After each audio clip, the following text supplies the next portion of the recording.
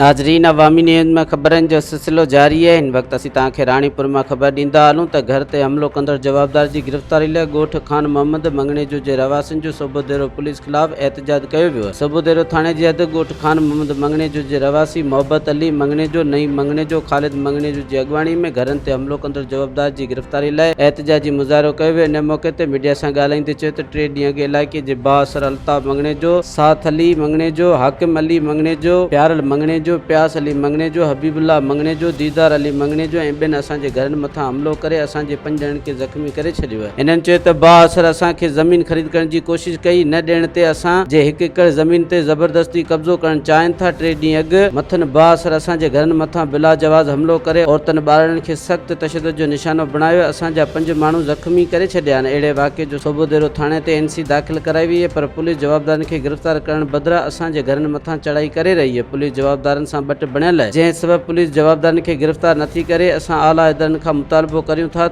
तहफ़्फ़ुज़ फराहम कयो वञे। मज़ीद खबरों और तफसीलात के लिए विजिट करें हमारी वेबसाइट www.awamiNewsHD.com।